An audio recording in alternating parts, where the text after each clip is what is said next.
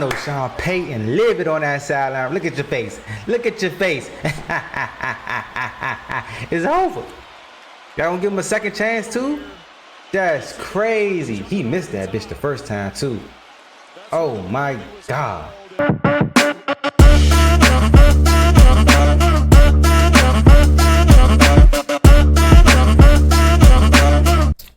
So as you know, I have been one of Daniel Jones' biggest haters, but that's just from his past, you know what I'm saying, what he did in the NFL. And I don't think he's that good, but maybe it was just the location. Maybe it was just the Giants, but it's really, really hard to do that. It's really, really hard to say that. It probably could have been, I just need a new location. I need better management, which Indy really ain't that better than the Giants, you know what I'm saying, when it comes down to quarterbacks. But yeah, man, this was a wild one. I'm kind of glad Denver lost. You know what I'm saying? With the Chargers and the Raiders playing each other tonight, it's kind of like we don't need any other more teams getting out that far ahead of us as a Kansas City Chiefs fan. So let's hop into this, man. Also, fun fact, the Colts have not punted this season yet. So they on one offensively. So we got Daniel Jones, the Colts, we got Denver and Denver and their defense. Let's run it. Let's see what they doing. They got a 3 wide receiver set. They have a good young tight end in Tyler Warren. I don't really know their receivers like that, and we all know what Jonathan Taylor can do out the backfield. So let's run it. If you give Daniel Jones though a running game, he can make plays for you. I will give him that. So they're going to run this play action right here. As you can see, you have to honor that with Jonathan Taylor because he definitely can make things happen out the backfield. You got Tyler Warren in the flat. He's not open. You have 11 coming on this end breaking route right here. He want him right there. He puts it on him. Ball placement is big in the NFL. Ball, because it's like it might look covered to you, but the ball placement, you can throw them open. You can put the ball in a place where they can catch it and a defender can't get to it. And this is just a good play out of first down. These are the plays that get Daniel Jones in trouble right here when he's trying to create. He can't use his legs, but like you just gotta be, boy. He outside. He was outside of the tackle box and he got it over the line of scrimmage. So that's not intentional grounding. And I will say this about the Denver Broncos. This Bo Nix to Courtland Sutton, this connection has grown a lot, and you can see it with them when they play. Like he is looking for Courtland Sutton all the time.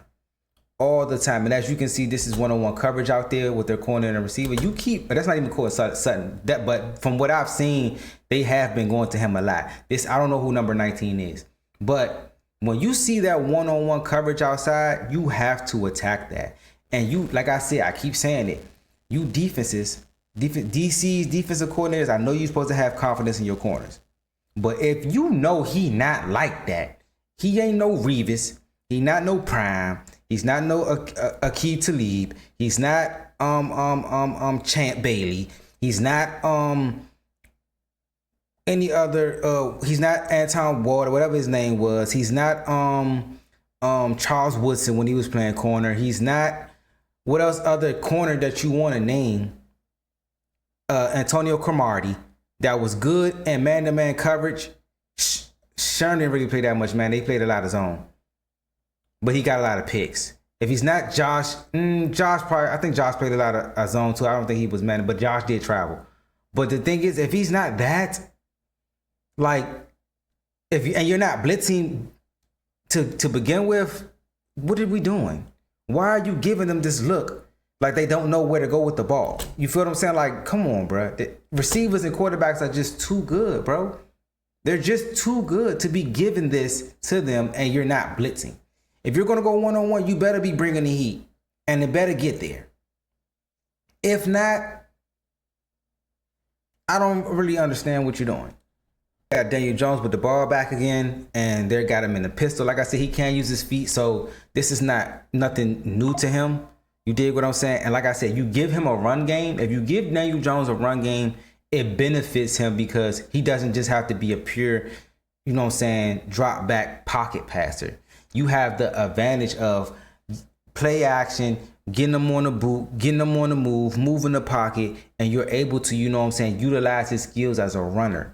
You feel what I'm saying? So watch this again. He's going to give him the play action right here. Linebackers are going to bite up.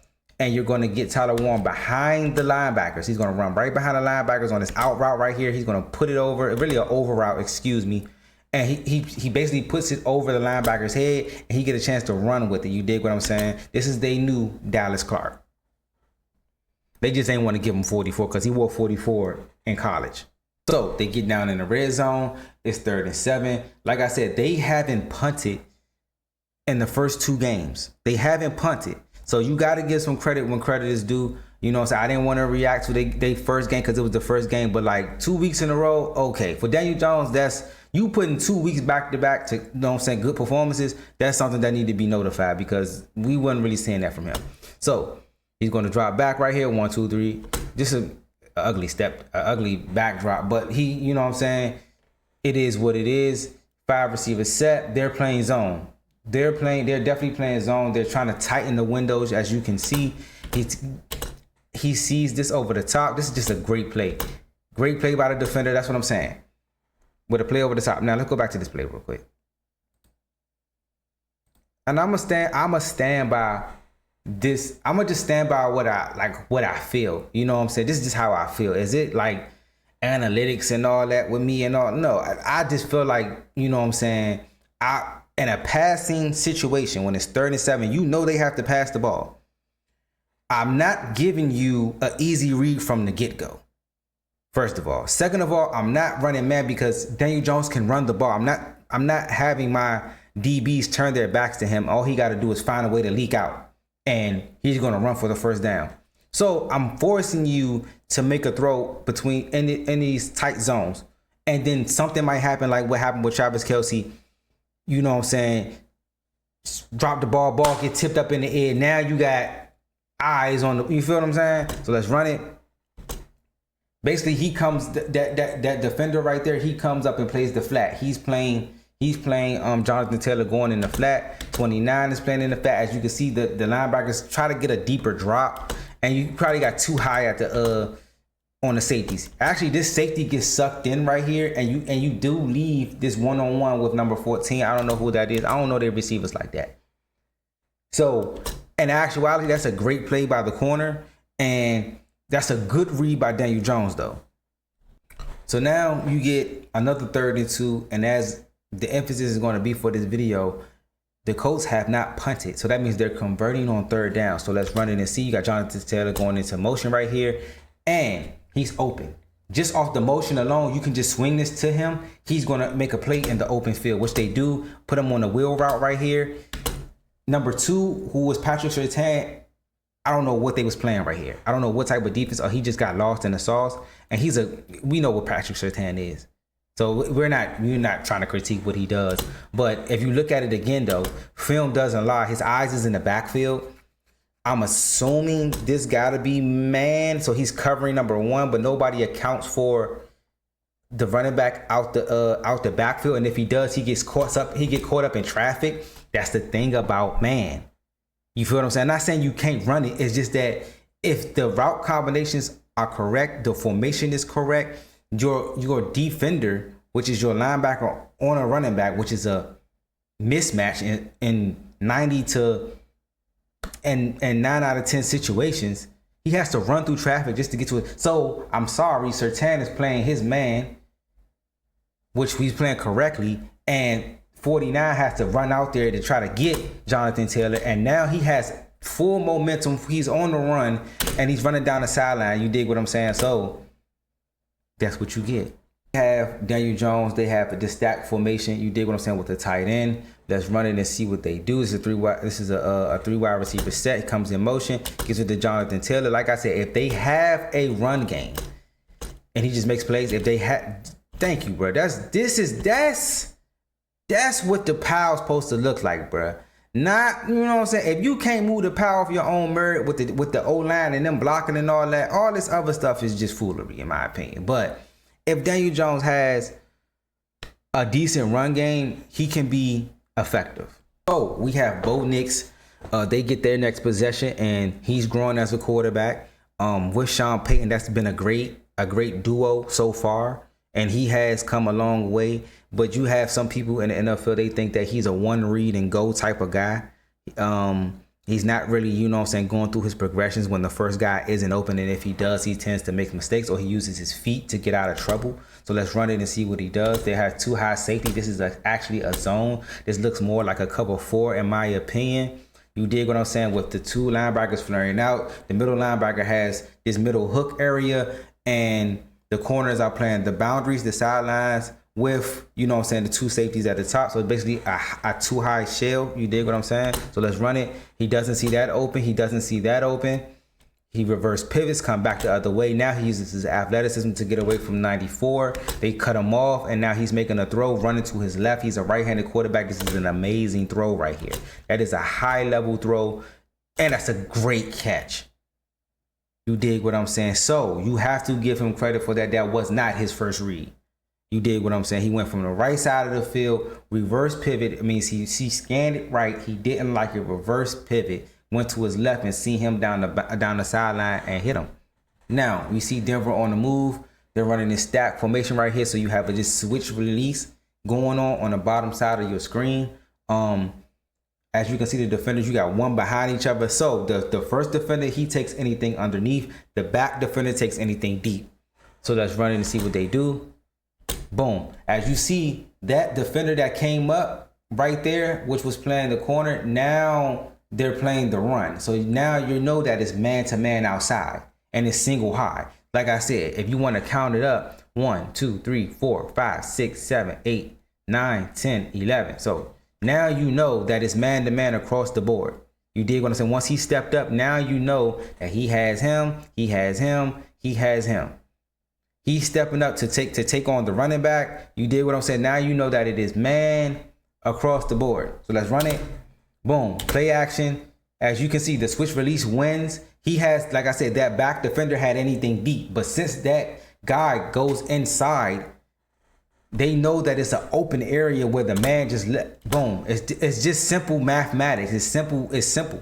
You dig what I'm saying? Once you know what the defense is in and you have the right route going to where the open area is nothing they can really do. And you know what I'm saying, he makes a play, makes a man miss. Does he score on this? He probably does not, but that's a great read. That's a great play design, and you know what I'm saying, they doing their thing.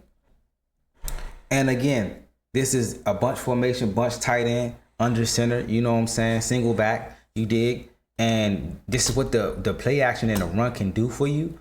I don't even know why they kind of bit on a run that much. Even like some teams might run this, but like a lot of teams, you know, this is a passing formation due to it being 3 wide receivers out there. Like it's rare that they're going to run the ball and not have 2 tight ends in at the goal line. It's just rare. If you see 3 wide receivers in a bunch formation, it's like a 50-50 chance they're going to run the ball, but I highly doubt it. They're going to get Bo Nix on the move, and you got this guy right here in the flat. That's just like, you just got to know personnel at that point. Pivotal play that happened in the first half, the end of the first half right here, which is basically they call PI. And like I said, Cortland Sutton is like one of their big play guys. This is the guy that they gave the money to at the beginning of this season. He's their number 1 wide receiver, a big receiver, like one of them jump balls, spectacular catches. He gets busy out there on the one-on-one. I don't know why they would leave him one-on-one. It's basically holding right here. You dig what I'm saying? They depth us with a great call. You dig? I don't know. 4 is just, y'all got him playing this man-to-man on the island. I just don't see it. So now we have another 3rd and 3. And as stated before, they haven't punted. They have turned it over on downs, but they haven't punted. So let's run it. You got this bunch formation right here with the tight end. It's bunch tight end. It just, instead of being in the single back, they're in the shotgun. You have Ifunga already in the box. You dig what I'm saying? So it's given man to man. We don't know, and it's given single high safety. But let's see what it is, because it might change throughout the post snap. Let's run it. Boom. As he steps up to take on the running back, that's an indicator right there. You dig what I'm saying? Ifunga's still in the middle of the field, and all this bunch formation, you see the 3 defenders over here trying to, you know what I'm saying, trying to pass things off as the routes begin to develop. So as he hits his back foot, he sees one open on the basically on the zig route going to the outside, and let's see if he hit him. That's a great throw. That is a great throw. He is throwing. Hey, Daniel Jones is playing well. He is. He's playing well. Turn it up, hit your foot. That's a first down, bro. Now it's under the 2 minutes. You're going into the halftime. Indianapolis is down by 8. Let's see what they can do. They go ahead with a spread formation right here. You dig what I'm saying? They're in too high now, as you can see. Because as you can see, it might, let me see, 1, 2, 3, 4, 5, 6, 7, 8, 9, 10. They're in too high for sure. For sure. We just don't know what coverage it is. But you have, as you see, it's pressed. It might be 2-man. It might be cover 2. Basically too high with man underneath. And they're pressing. So it might be, as you would see on like Madden or something like that, it'll be cover 2 man press. You dig what I'm saying? So let's run it and see what it is.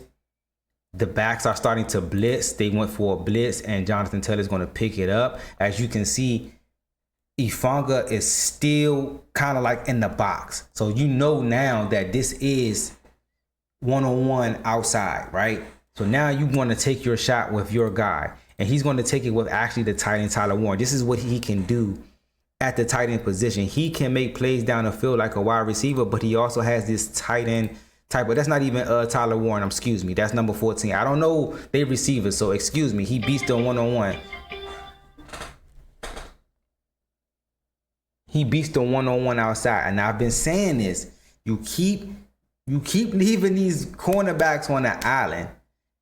And they did blitz. They just didn't get there. This is what happens. If you don't have that guy out there, it's over. Good catch. It's over. And it's a pass interference and 1. As you can see, this is 1st and goal. 1:36 seconds left. This offense has been potent. It's nothing you can't lie. This offense has been potent for the first 2 weeks. He comes in motion right here. Boom. Defenses shift. Let's see what it is. They have single high again. There's only one safety in the middle of the field, but it could be a cover 3.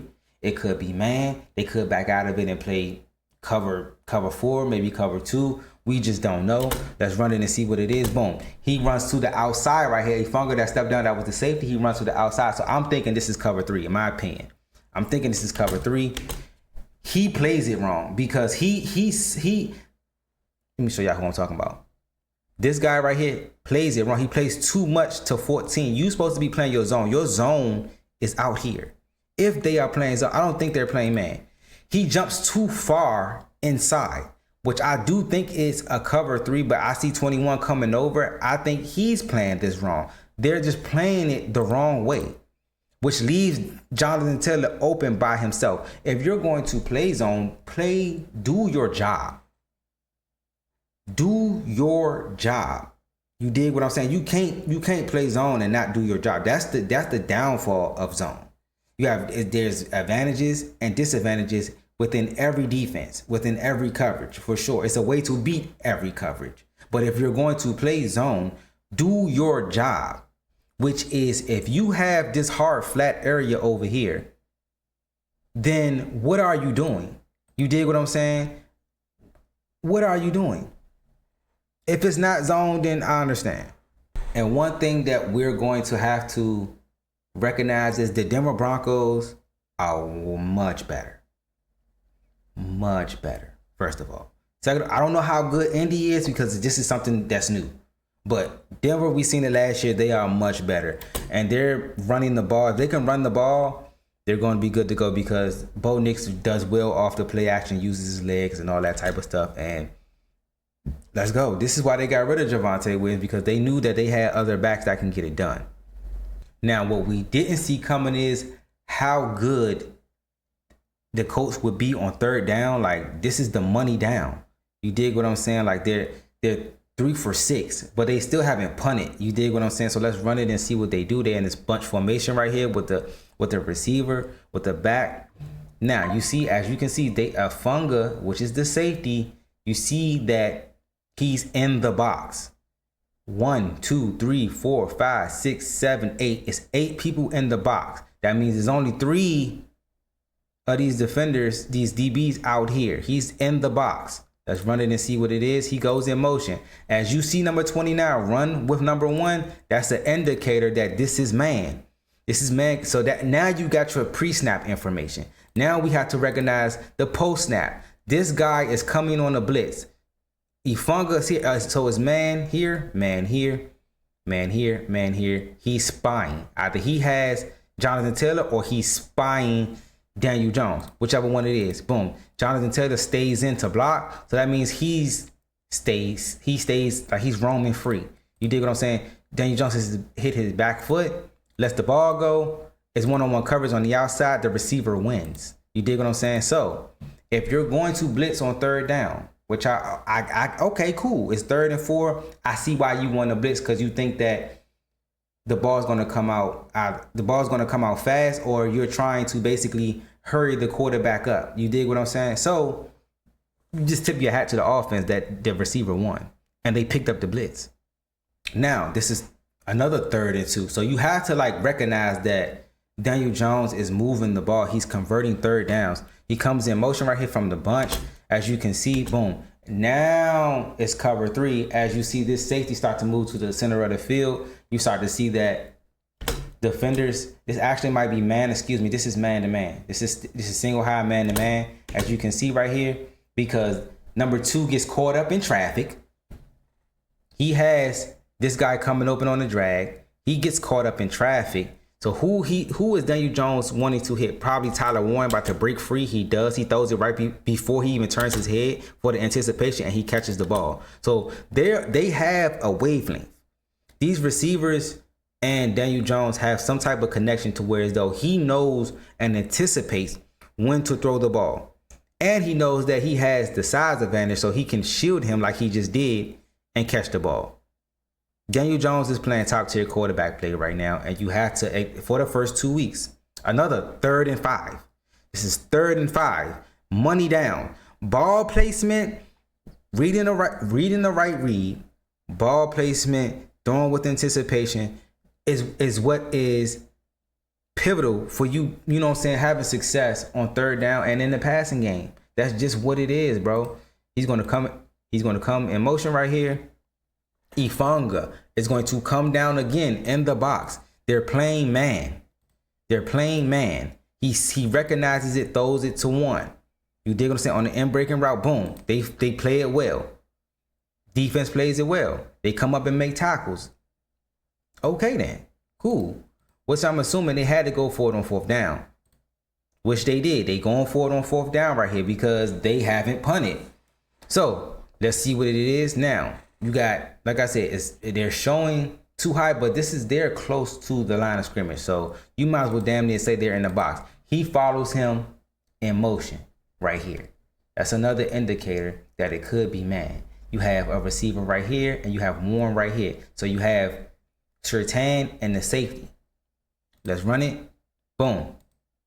Play starts. Boom. You have Jonathan Taylor. So you blitz, but you decide to put a D lineman in coverage to cover this flat. Or even if it's man to man, you decide to put a lineman on Jonathan Taylor. He doesn't want that. Now you start to see Tyler Warren come open on the drag. Does he hit that? He doesn't. Does he? Late? Turnover on downs. He just recognized it too late. But that's what you get though. Like, okay, now you got to trust your defense. And when you can have a running back like this, it takes the stress off you as a quarterback. You know what I'm saying? You got to have these type of splash plays. So as a Chief fan, we need a back. I don't know if Pacheco just not the same no more, but we need a back that can get these explosive plays. It just helps out the offense so much for you to make somebody miss in the backfield and just boom. Now you go for like 80, bruh. Like you need that. You need that. And we know Jonathan Taylor, like 2 years ago, maybe 2 to 3 years ago, had that before, you know what I'm saying? He was going through his contract negotiations and all that. He was the top back in the league, one of the top backs in the league. I think he probably led the league in rushing, if I'm not mistaken. The Denver Broncos, they missed their chance. They missed their field goal to make it 31-26, to have them have to score a touchdown to win the game. Now all Indianapolis need is a field goal. So now you're asking your defense to step up. And this is also proven to see if Daniel Jones has grown. Has he developed that clutch gene that we haven't seen from him in his years in New York. So let's run it and see. They're in bunch formation. As you can see, Ifanga is in the box again. They like to move him around. So as you can see that, they hand it off to Jonathan Taylor. Boom, he makes something happen. 10 yards. Now that all they need is about, I would say about 20 to 30 yards, and to waste some of that clock to get them to start using their timeout so you can go ahead and kick this go-ahead field goal. Get it to 3rd and 6. It's 3rd and 6. It's after the 2-minute warning. They have used 2 of their timeouts. Now we need this conversion. This is where your quarterback has to make a play.